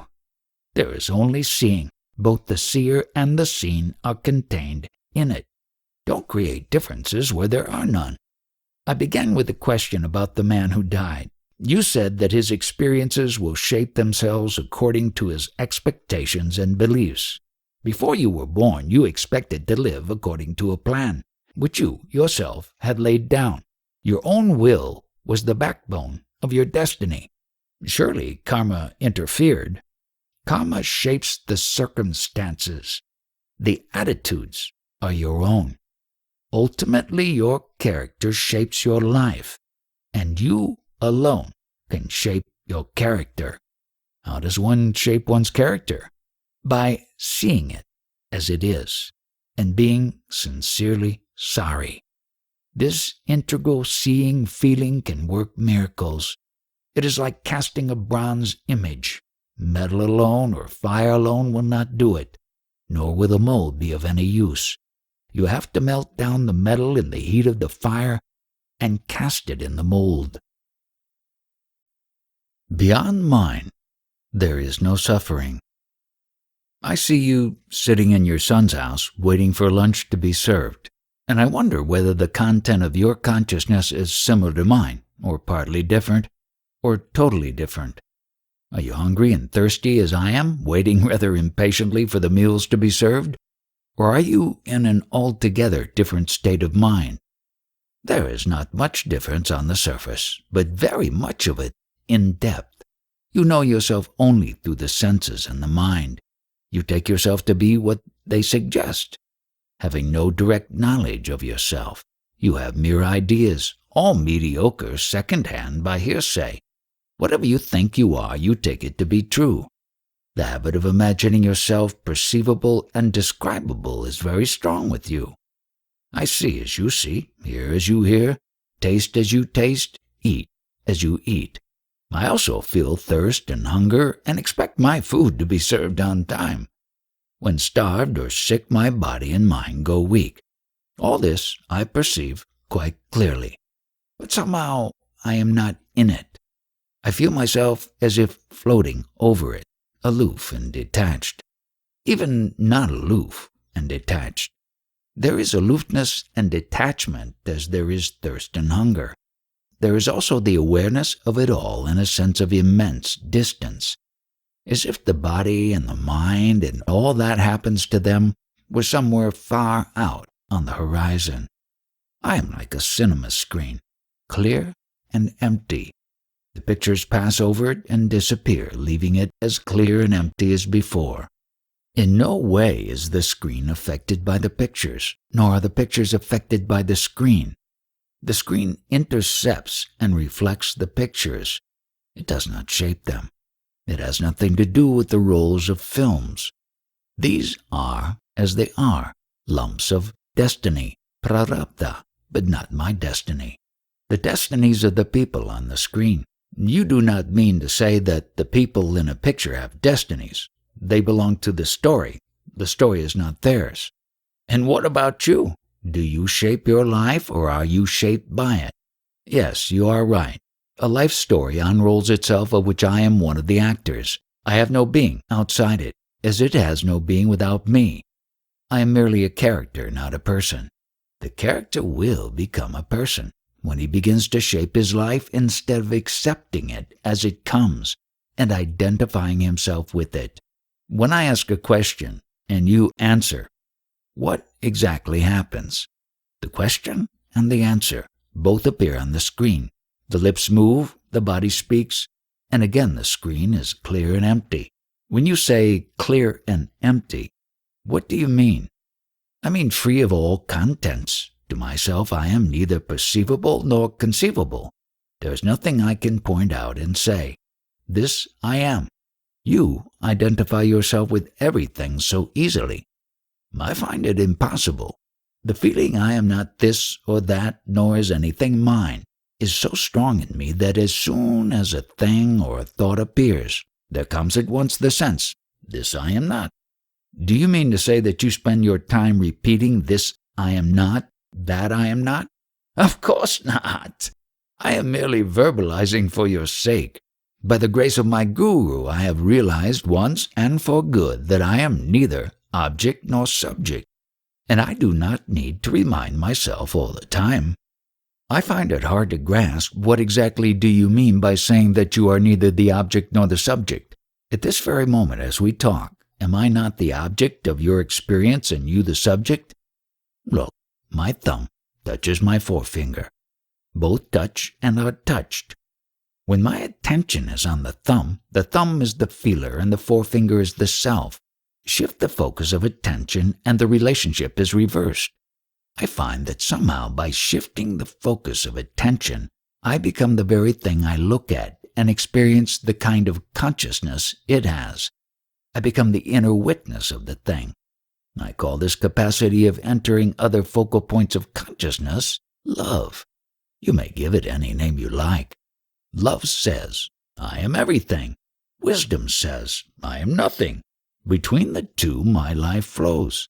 since at any point of time and space I can be both the subject and the object of experience. I express it by saying that I am both and neither, and beyond both. You make all these extraordinary statements about yourself. What makes you say those things? What do you mean by saying that you are beyond space and time? You ask, and the answer comes. I watch myself. I watch the answer and see no contradiction. It is clear to me that I am telling you the truth. It is all very simple. Only you must trust me that I mean what I say, that I am quite serious. As I told you already, my guru showed me my true nature, and the true nature of the world. Having realized that I am one with and yet beyond the world, I became free from all desire and fear. I did not reason it out that I should be free. I found myself free, unexpectedly, without the least effort. This freedom from desire and fear remained with me since then. Another thing I noticed was that I do not need to make an effort. The deed follows the thought without delay and friction. I have also found that thoughts become self-fulfilling. Things would fall in place smoothly and rightly. The main change was in the mind. It became motionless and silent, responding quickly but not perpetuating the response. Spontaneity became a way of life. The real became natural, and the natural became real. And above all, infinite affection, love, dark and quiet, radiating in all directions, embracing all, making all interesting and beautiful, significant and auspicious. We are told that various yogic powers arise spontaneously in a man who has realized his own true being. What is your experience in these matters? Man's five-fold body, physical, etc., has potential powers beyond our wildest dreams. Not only is the entire universe reflected in man, but also the power to control the universe is waiting to be used by him. The wise man is not anxious to use such powers, except when the situation calls for them. He finds the abilities and skills of the human personality quite adequate for the business of daily living. Some of the powers can be developed by specialized training, but the man who flaunts such powers is still in bondage. The wise man counts nothing as his own. When at some time and place some miracle is attributed to some person, he will not establish any causal link between events and people, nor will he allow any conclusions to be drawn. All happened as it happened because it had to happen. Everything happens as it does because the universe is as it is. The universe does not seem a happy place to live in. Why is there so much suffering? Pain is physical. Suffering is mental. Beyond the mind, there is no suffering. Pain is merely a signal that the body is in danger and requires attention. Similarly, suffering warns us that the structure of memories and habits, which we call the person, vyakti, is threatened by loss or change. Pain is essential for the survival of the body, but none compels you to suffer. Suffering is due entirely to clinging or resisting. It is a sign of our unwillingness to move on, to flow with life. As a sane life is free of pain, so is a saintly life free from suffering. Nobody has suffered more than saints. Did they tell you, or do you say so on your own? The essence of saintliness is total acceptance of the present moment, harmony with things as they happen. A saint does not want things to be different from what they are. He knows that considering all factors, they are unavoidable. He is friendly with the inevitable and therefore does not suffer. Pain, he may know, but it does not shatter him. If he can, he does the needful to restore the lost balance, or he lets things take their course. He may die. So what? What does he gain by living on, and what does he lose by dying? What was born must die. What was never born cannot die. It all depends on what he takes himself to be. Imagine you fall mortally ill. Would you not regret and resent? But I am dead already, or rather neither alive nor dead. You see my body behaving the habitual way, and draw your own conclusions. You will not admit that your conclusions bind nobody but you. Do you see that the image you have of me may be altogether wrong? Your image of yourself is wrong too, but that is your problem. But you need not create problems for me and then ask me to solve them. I am neither creating problems nor solving them. Perfection, destiny of all. When asked about the means for self-realization, you invariably stress the importance of the mind dwelling on the sense I am. Where is the causal factor? Why should this particular thought result in self-realization? How does the contemplation of I am affect me? The very fact of observation alters the observer and the observed. After all, what prevents the insight into one's true nature is the weakness and obtuseness of the mind and its tendency to skip the subtle and focus on the gross only. When you follow my advice and try to keep your mind on the notion of I am only, you become fully aware of your mind and its vagaries. Awareness, being lucid harmony, sattva, in action, dissolves dullness and quietens the restlessness of the mind and gently but steadily changes its very substance. This change need not be spectacular. It may be hardly noticeable, yet it is a deep and fundamental shift from darkness to light, from inadvertence to awareness. Must it be the I am formula? Will not any other sentence do? If I concentrate on there's a table, will it not serve the same purpose? As an exercise in concentration, yes, but it will not take you beyond the idea of a table. You are not interested in tables, you want to know yourself. For this, keep steadily in the focus of consciousness the only clue you have, your certainty of being. Be with it, play with it, ponder over it, delve deeply into it, till the shell of ignorance breaks open and you emerge into the realm of reality. Is there any causal link between my focusing the I am and the breaking of the shell? The urge to find oneself is a sign that you are getting ready. The impulse always comes from within. Unless your time has come, you will have neither the desire nor the strength to go for self-inquiry wholeheartedly. Is not the grace of the Guru responsible for the desire and its fulfillment? Is not the Guru's radiant face the bait on which we are caught and pulled out of this mire of sorrow? It is the inner Guru, Sadguru, who takes you to the outer Guru, as a mother takes her child to a teacher. Trust and obey your Guru, for he is the messenger of your real self.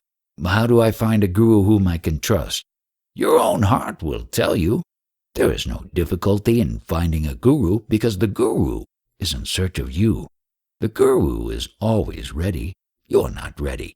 You have to be ready to learn, or you may meet your Guru and waste your chance by sheer inattentiveness and obstinacy. Take my example. There was nothing in me of much promise, but when I met my Guru, I listened, trusted, and obeyed. Must I not examine the teacher before I put myself entirely into his hands? By all means, examine, but what can you find out? Only as he appears to you on your own level. I shall watch whether he is consistent, whether there is harmony between his life and his teaching. You may find plenty of disharmony. So what? It proves nothing. Only motives matter. How will you know his motives?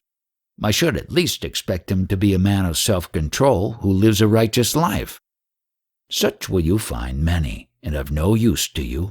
A Guru can show you the way back home to your real self. What has this to do with the character or temperament of the person he appears to be? Does he not clearly tell you that he is not the person? The only way you can judge is by the change in yourself when you are in his company. If you feel more at peace and happy, if you understand yourself with more than usual clarity and depth, it means you have met the right man. Take your time, but once you have made up your mind to trust him absolutely, and follow every instruction fully and faithfully. It does not matter much if you do not accept him as your guru and are satisfied with his company only. Satsang alone can also take you to your goal, provided it is unmixed and undisturbed. But once you accept somebody as your guru, listen, remember, and obey. Half-heartedness is a serious drawback and the cause of much self-created sorrow. The mistake is never the guru's. It is always the obtuseness and cussedness of the discipline that is at fault. Does not the guru then dismiss or disqualify a disciple? He would not be a guru if he did. He bides his time and waits till the disciple, chastened and sobered, comes back to him in a more receptive mood. What is the motive? Why does a guru take so much trouble? Sorrow, and the ending of sorrow. He sees people suffering in their dreams and he wants them to wake up. Love is intolerant of pain and suffering. The patience of a guru has no limits and therefore it cannot be defeated. The guru never fails. Is my first guru also my last, or do I have to pass from guru to guru? The entire universe is your guru. You learn from everything. If you are alert and intelligent, with your mind clear and your heart clean, you would learn from every passerby. It is because you are indolent or restless that your inner self manifests as the outer guru and makes you trust him and obey. Is a guru inevitable? It is like asking, is a mother inevitable? To rise in consciousness from one dimension to another, you need help. The help may not always be in the shape of a human person. It may be a subtle presence or a spark of intuition, but help must come. The inner self is watching and waiting for the son to return to his father. At the right time, he arranges everything affectionately and effectively. Where a messenger is needed or a guide, he sends the guru to do the needful. There is one thing I cannot grasp. You speak of the inner self as wise and good and beautiful in every way perfect, and of the person as mere reflection without a being of its own. On the other hand, you take so much trouble in helping the person to realize itself. If the person is so unimportant, why be so concerned with its welfare? Who cares for a shadow? You have brought in duality where there is none. There is the body and there is the self. Between them is the mind, in which the self is reflected as I am. Because of the imperfections of the mind, its crudity and restlessness, lack of discernment and insight, it takes itself to be the body, not the self. All that is needed is to purify the mind so that it can realize its identity with the self.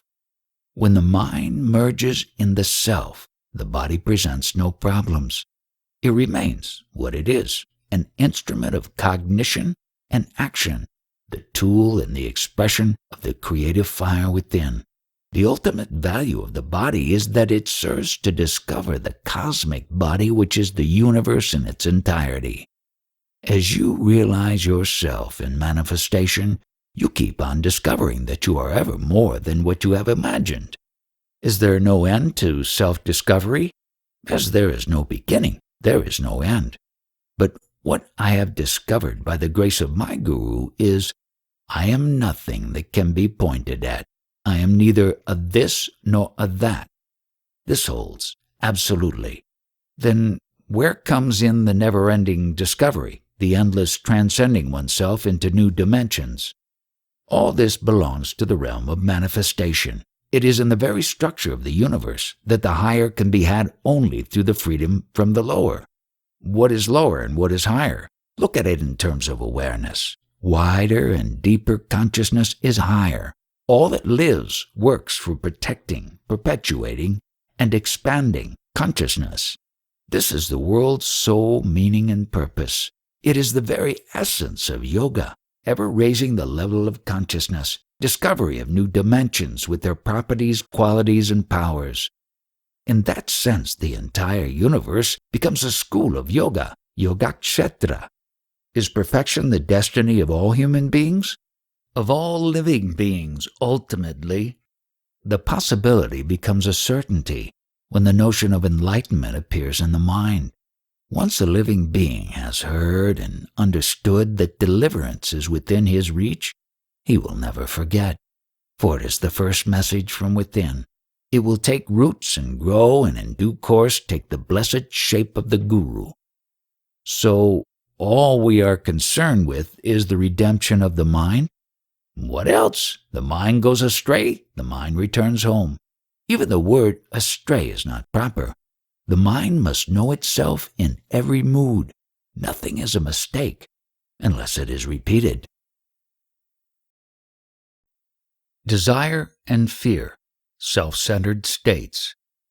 I would like to go again into the question of pleasure and pain, desire and fear. I understand fear, which is memory and anticipation of pain. It is essential for the preservation of the organism and its living pattern. Needs when felt are painful in their anticipation as full of fear. We are rightly afraid of not being able to meet our basic needs. The relief experienced when a need is met or an anxiety allayed is entirely due to the ending of pain. We may give it positive names like pleasure or joy or happiness, but essentially it is relief from pain. It is this fear of pain that holds together our social, economic, and political institutions. What puzzles me is that we derive pleasure from things and states of mind which have nothing to do with survival. On the contrary, our pleasures are usually destructive. They damage or destroy the object, the instrument, and also the subject of pleasure. Otherwise, pleasure and pursuit of pleasure would be no problem. This brings me to the core of my question. Why is pleasure destructive? Why, in spite of its destructiveness, is it wanted? I may add, I do not have in mind the pleasure-pain pattern by which nature compels us to go her way. I think of the man-made pleasures, both sensory and subtle, ranging from the grossest, like overeating, to the most refined. Addiction to pleasure, at whatever cost, is so universal that there must be something significant at the root of it. Of course, not every activity of man must be utilitarian, designed to meet a need. Play, for example, is natural, and man is the most playful animal in existence. Play fulfills the need for self-discovery and self-development, but even in his play, man becomes destructive of nature, others, and himself. In short, you do not object to pleasure, but only its price in pain and sorrow. If reality itself is bliss, then pleasure in some way must be related to it. Let us not proceed by verbal logic. The bliss of reality does not exclude suffering. Besides, you know only pleasure, not the bliss of pure being. So let us examine pleasure at its own level. If you look at yourself in your moments of pleasure or pain, you will invariably find that it is not the thing in itself that is pleasant or painful, but the situation of which it is a part. Pleasure lies in the relationship between the enjoyer and the enjoyed. The essence of it is acceptance. Whatever may be the situation, if it is acceptable, it is pleasant. If it is not acceptable, it is painful. What makes it acceptable is not important. The cause may be physical or psychological or untraceable. Acceptance is the decisive factor. Obversely, suffering is due to non-acceptance. Pain is not acceptable. Why not? Did you ever try? Do try, and you will find in pain a joy which pleasure cannot yield, for the simple reason that acceptance of pain takes you much deeper than pleasure does. The personal self, by its very nature, is constantly pursuing pleasure and avoiding pain.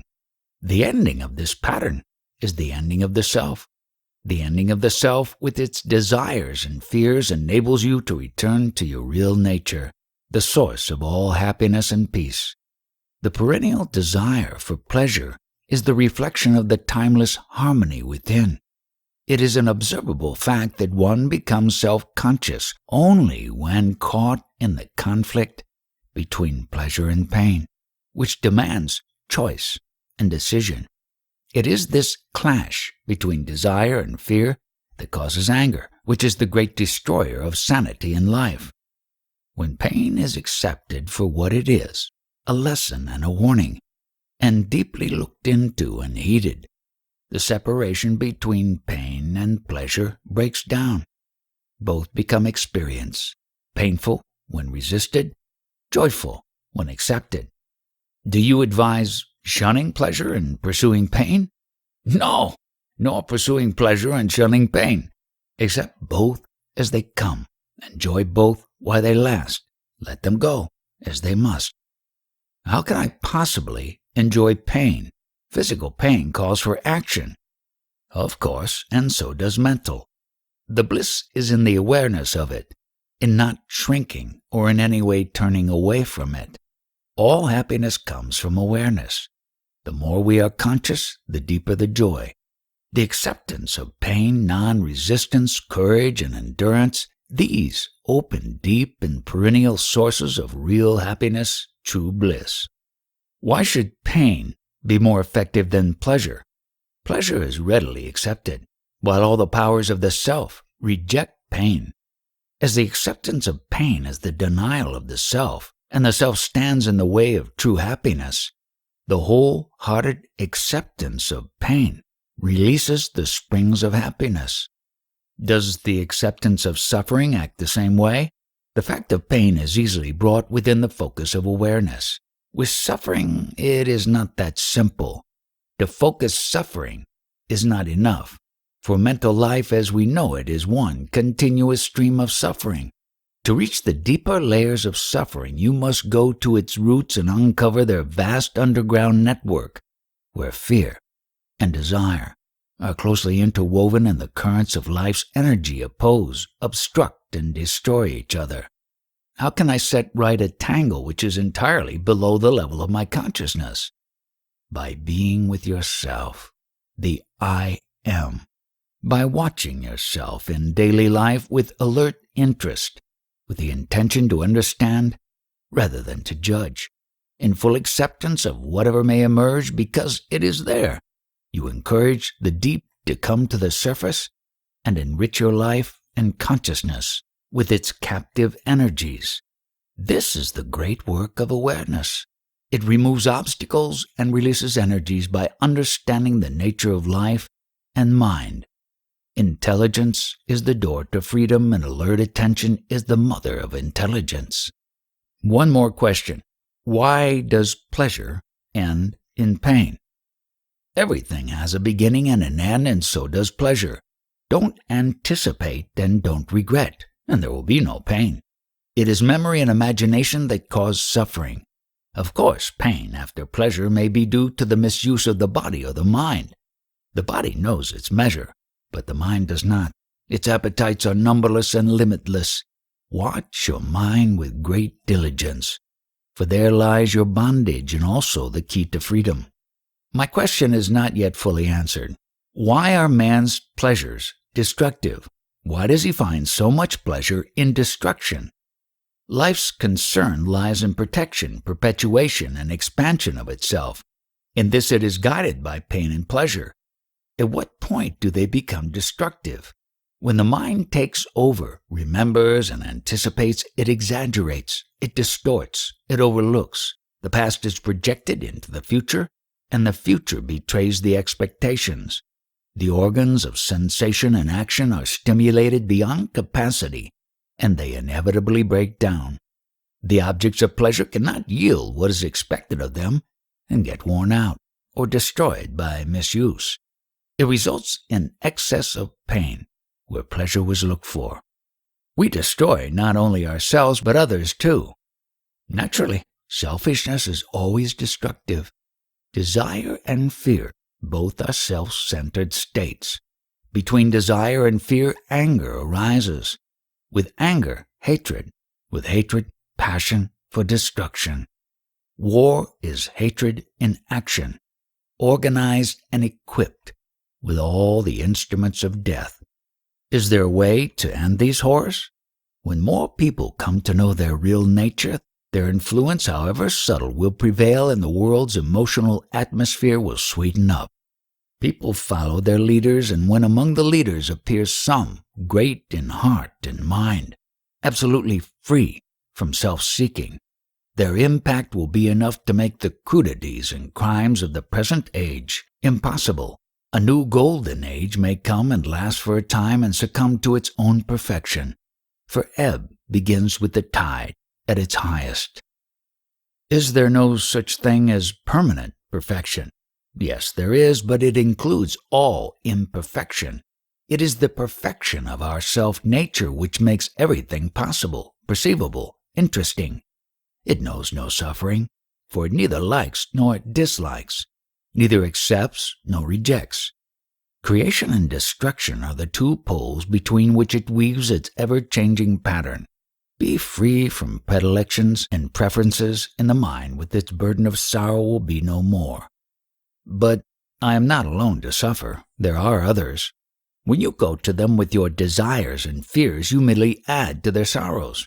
First, be free of suffering yourself, and then only hope of helping others. You do not even need to hope. Your very existence will be the greatest help a man can give his fellow man.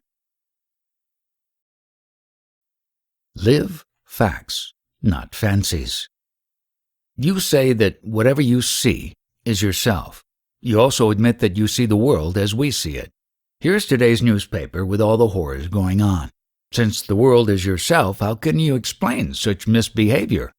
Which world do you have in mind? Our common world in which we live. Are you sure we live in the same world? I do not mean nature, the sea and the land, plants and animals. They are not the problem, nor the endless space, the infinite time, the inexhaustible power. Do not be misled by my eating and smoking, reading and talking. My mind is not here. My life is not here. Your world of desires and their fulfillments of fears and their escapes is definitely not my world. I do not even perceive it, except through what you tell me about it. It is your private dream world, and my only reaction to it is to ask you to stop dreaming. Surely wars and revolutions are not dreams. Sick mothers and starving children are not dreams. Wealth, ill-gotten and misused, is not a dream. What else? A dream cannot be shared, nor can the waking state. All the three states of waking, dreaming, and sleeping are subjective, personal, intimate. They all happen to and are contained within the little bubble in consciousness called I. The real world lies beyond the self. Self or no self, facts are real. Of course, facts are real. I live among them. But you live with fancies, not with facts. Facts never clash, while your life and world are full of contradictions. Contradiction is the mark of the false. The real never contradicts itself. For instance, you complain that people are abjectly poor, yet you do not share your riches with them. You mind the war next door, but you hardly give it a thought when it is in some far-off country. The shifting fortunes of your ego determine your values. I think, I want, I must, are made into absolutes. Nevertheless, the evil is real, not more real than you are. Evil is in the wrong approach to problems created by misunderstanding and misuse. It is a vicious circle. Can the circle be broken? A false circle need not be broken. It is enough to see it as it is, non-existent, but real enough to make us submit to and inflict indignities and atrocities. Insanity is universal. Sanity is rare. Yet there is hope, because the moment we perceive our insanity, we are on the way to sanity. This is the function of the guru, to make us see the madness of our daily living. Life makes you conscious, but the teacher makes you aware. Sir, you are neither the first nor the last. Since immemorial times, people were breaking into reality. Yet how little it affected our lives. The Ramas and the Krishnas, the Buddhas and the Christ have come and gone, and we are as we were, wallowing in sweat and tears. What have the great ones done, whose lives we witnessed? What have you done, sir, to alleviate the world's thrall? You alone can undo the evil you have created. Your own callous selfishness is at the root of it. Put first your own house in order, and you will see that your work is done. The men of wisdom and love who came before us did set themselves right, often at a tremendous cost. What was the outcome? A shooting star, however bright, does not make the night less dark. To judge them and their work, you must become one of them. A frog in a well knows nothing about the birds in the sky. Do you mean to say that between good and evil there is no wall? There is no wall because there is no good and no evil. In every concrete situation there is only the necessary and the unnecessary. The needful is right, the needless is wrong. Who decides? The situation decides. Every situation is a challenge which demands the right response. When the response is right, the challenge is met and the problem ceases. If the response is wrong, the challenge is not met and the problem remains unsolved. Your unsolved problems, that is what constitutes your karma. Solve them rightly and be free. You seem to drive me always back into myself. Is there no objective solution to the world's problems? The world problems were created by numberless people like you, each full of his own desires and fears. Who can free you of your past, personal and social, except yourself? And how will you do it unless you see the urgent need of your being first, free of cravings born of illusion? How can you truly help as long as you need help yourself? In what way did the ancient sages help? In what way do you help? A few individuals profit, no doubt. Your guidance and example may mean a lot to them, but in what way do you affect humanity, the totality of life and consciousness? You say that you are the world and the world is you. What impact have you made on it? What kind of impact do you expect? Man is stupid, selfish, cruel. Man is also wise, affectionate, and kind. Why does not goodness prevail?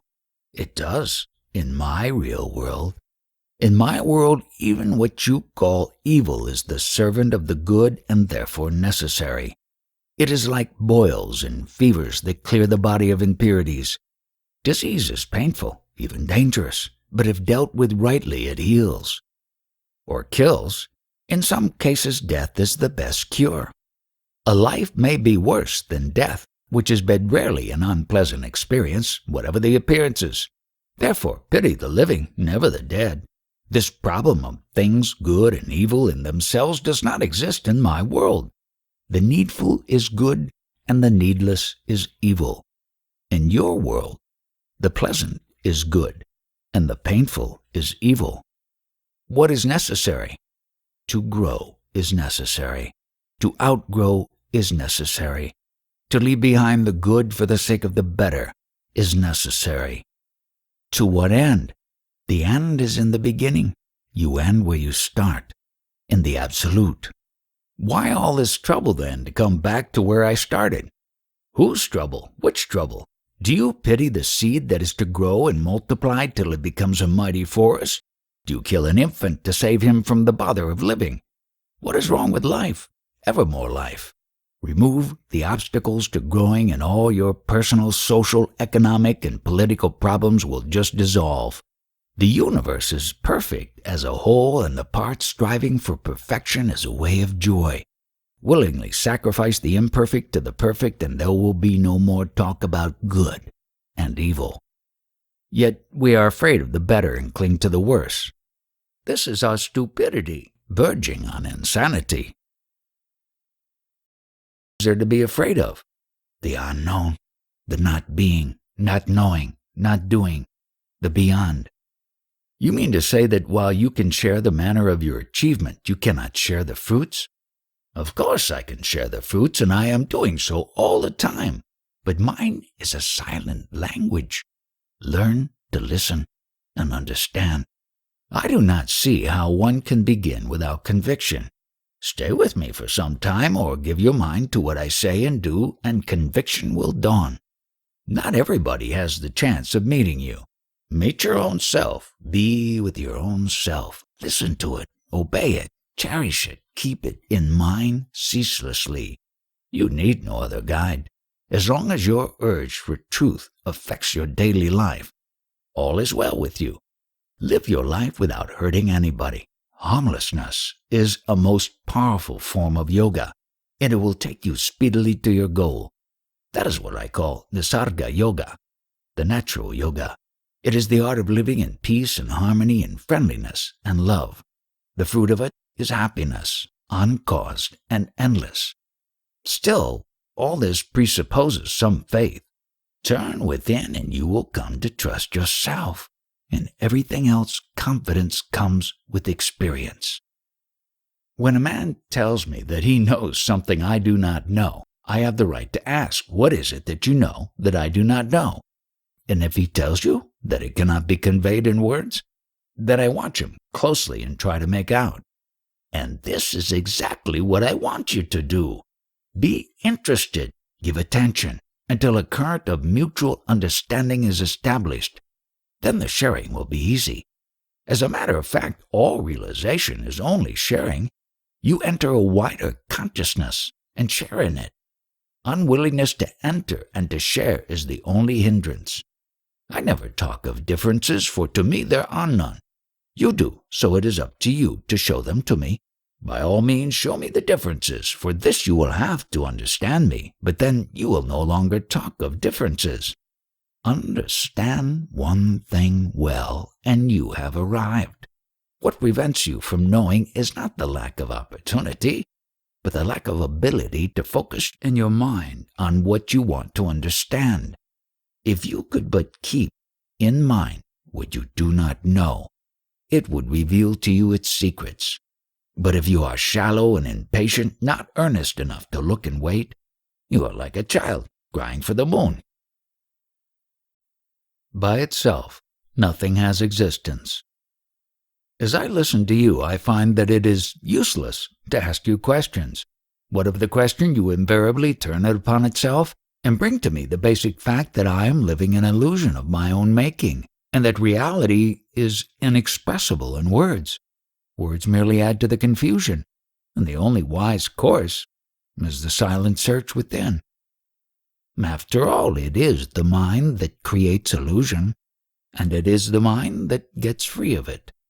Words may aggravate illusion. Words may also help dispel it. There is nothing wrong in repeating the same truth again and again until it becomes reality. Mother's work is not over with the birth of the child. She feeds it day after day, year after year, until it needs her no longer. People need hearing words until facts speak to them louder than words. So we are children to be fed on words? As long as you give importance to words, you are children. All right, then be our mother. Where was the child before it was born? Was it not with the mother? Because it was already with the mother, it could be born. Surely the mother did not carry the child when she was a child herself. Potentially she was the mother. Go beyond the illusion of time. Your answer is always the same, a kind of clockwork which strikes the same hours again and again. It cannot be helped. Just like the one sun is reflected in a billion dewdrops, so is the timeless endlessly repeated. When I repeat, I am, I merely assert and reassert an ever-present fact. You get tired of my words because you do not see the living truth behind them. Contact it, and you will find the full meaning of words and of silence both. You say that the little girl is already the mother of her future child. Potentially, yes. Actually, no. The potential becomes actual by thinking. The body and its affairs exist in the mind, and the mind is consciousness in motion, and consciousness is the conditioned, saguna, aspect of the self. The unconditioned, nirguna, is another aspect, and beyond lies the abyss of the absolute, paramartha. Quite right, you have put it beautifully. But these are mere words to me. Hearing and repeating them is not enough. They must be experienced. Nothing stops you but preoccupation with the outer, which prevents you from focusing the inner. It cannot be helped. You cannot skip your sadhana. You have to turn away from the world and go within until the inner and the outer merge, and you can go beyond the conditioned, whether inner or outer. Surely the unconditioned is merely an idea in the conditioned mind. By itself it has no existence. By itself nothing has existence. Everything needs its own absence. To be is to be distinguishable, to be here and not there, to be now and not then, to be thus and not otherwise. Like water is shaped by the container, so is everything determined by conditions, gunas. As water remains water regardless of the vessels, as light remains itself regardless of the colors it brings out, so does the real remain real, regardless of the conditions in which it is reflected. Why keep the reflection only in the focus of consciousness? Why not the real itself? Consciousness itself is a reflection. How can it hold the real? To know that consciousness and its content are but reflections, changeful and transient, is the focusing of the real. The refusal to see the snake in the rope is the necessary condition for seeing the rope. Only necessary or also sufficient?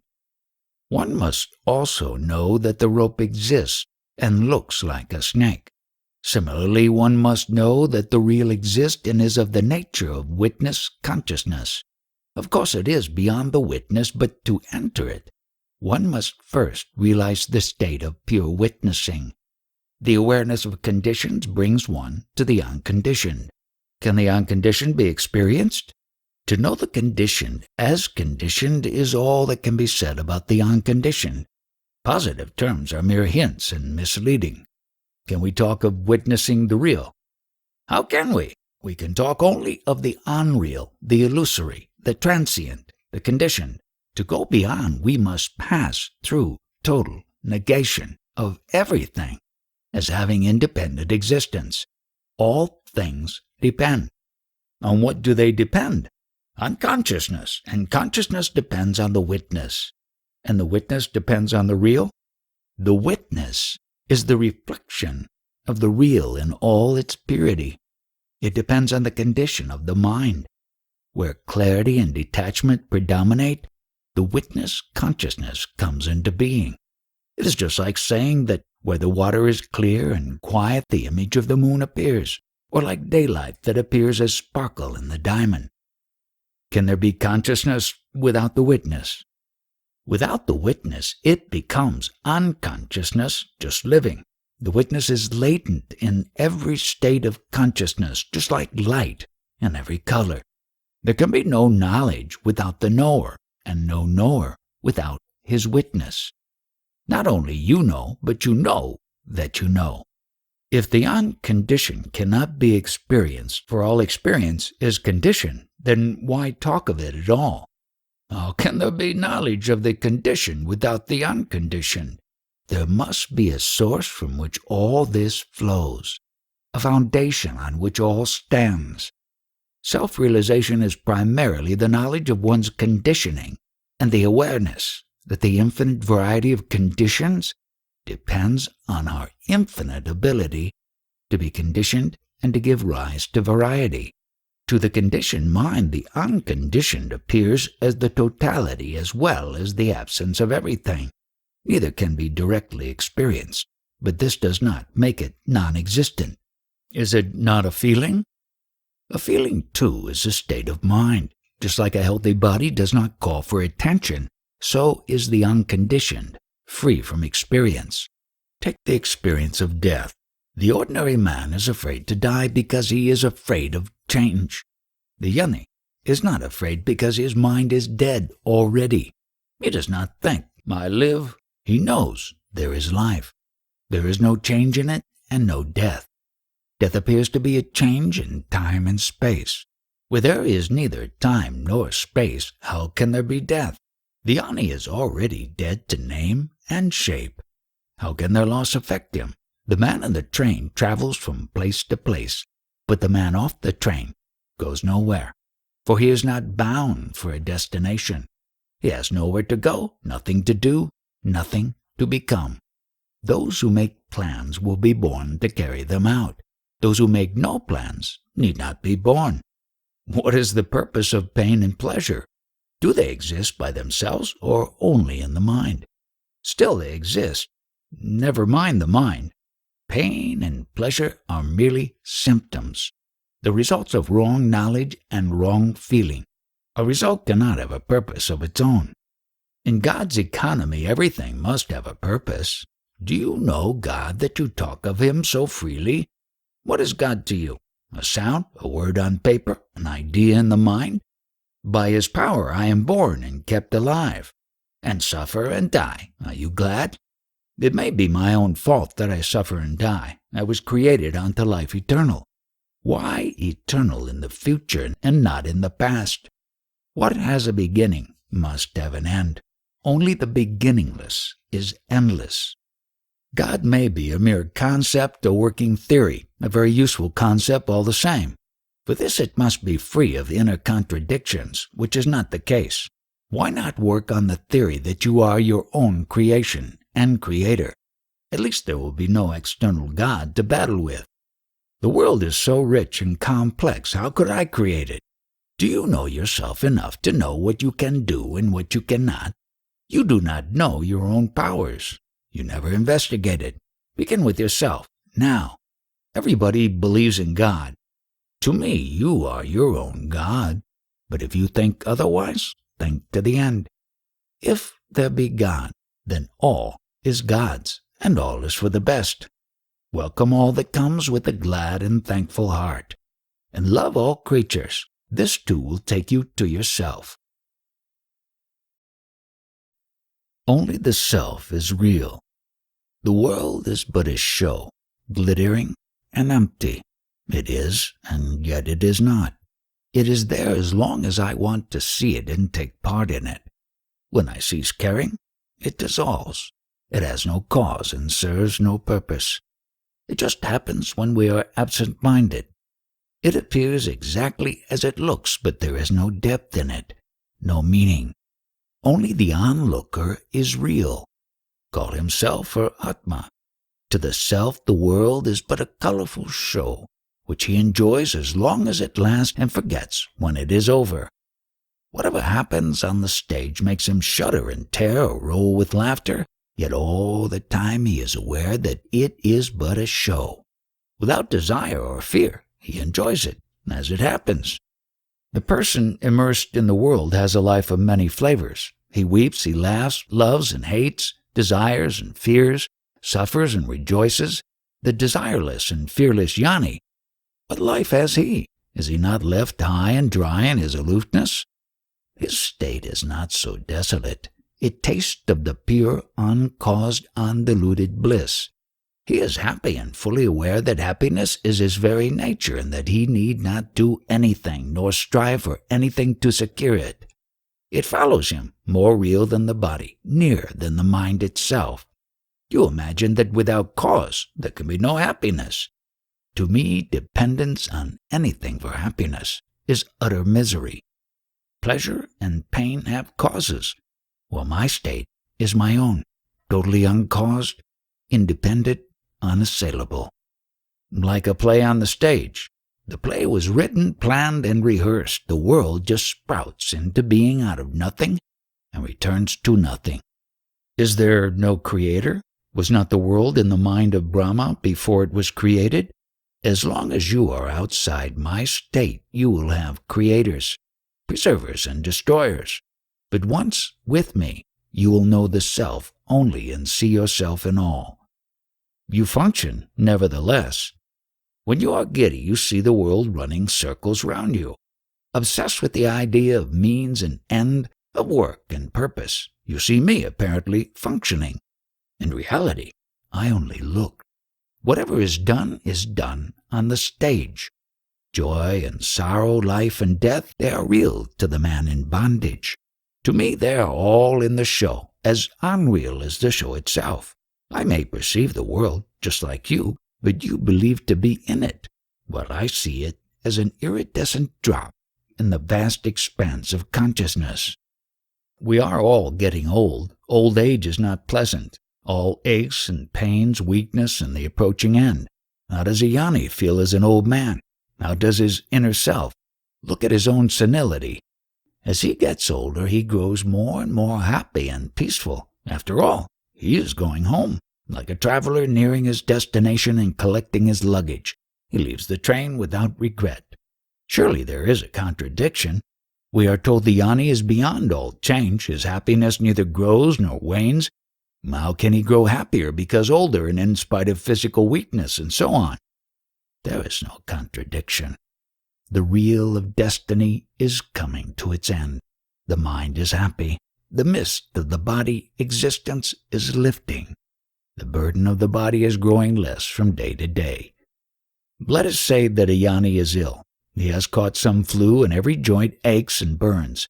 What is his state of mind? Every sensation is contemplated in perfect equanimity. There is no desire for it, nor refusal of it. It is, and then he looks at it with a smile of affectionate detachment. He may be detached from his own suffering, but still it is there. It is there, but it does not matter. Whatever state I am in, I see it as a state of mind to be accepted as it is. Pain is pain. You experience it all the same. He who experiences the body experiences its pains and pleasures. I am neither the body nor the experiencer of the body. Let us say you are 25 years old. Your marriage is arranged and performed and the household duties crowd upon you. How would you feel? Just how I feel now. You keep on insisting that my inner state is molded by outer events. It is just not so. Whatever happens, I remain. At the root of my being is pure awareness, a speck of intense light. This speck, by its very nature, radiates and creates pictures in space and events in time, effortlessly and spontaneously. As long as it is merely aware, there are no problems. But when the discriminative mind comes into being and creates distinctions, pleasure and pain arise. During sleep the mind is in abeyance, and so are pain and pleasure. The process of creation continues, but no notice is taken. The mind is a form of consciousness, and consciousness is an aspect of life. Life creates everything, but the Supreme is beyond all. The Supreme is the Master, and consciousness his servant. The Master is in consciousness, not beyond it. In terms of consciousness, the Supreme is both creation and dissolution, concretion and abstraction, the focal and the universal. It is also neither. Words do not reach there, nor mind. The Jnani seems to be a very lonely being, all by himself. He is alone, but he is all. He is not even a being. He is the beingness of all beings. Not even that. No words apply. He is what he is, the ground from which all grows. Are you not afraid to die? I shall tell you how my guru's guru died. After announcing that his end was nearing, he stopped eating without changing the routine of his daily life. On the 11th day, at prayer time, he was singing and clapping vigorously and suddenly died, just like that, between two movements, like a blown-out candle. Everybody dies as he lives. I am not afraid of death because I am not afraid of life. I live a happy life and shall die a happy death. Misery is to be born, not to die. All depends on how you look at it. There can be no evidence of your state. All I know about it is what you say. All I see is a very interesting old man.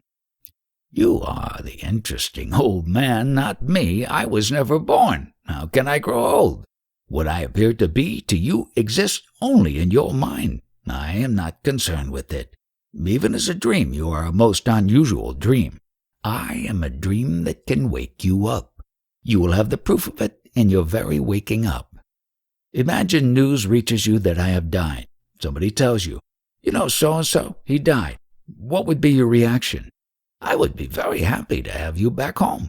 Really glad to see you out of this foolishness. Which foolishness?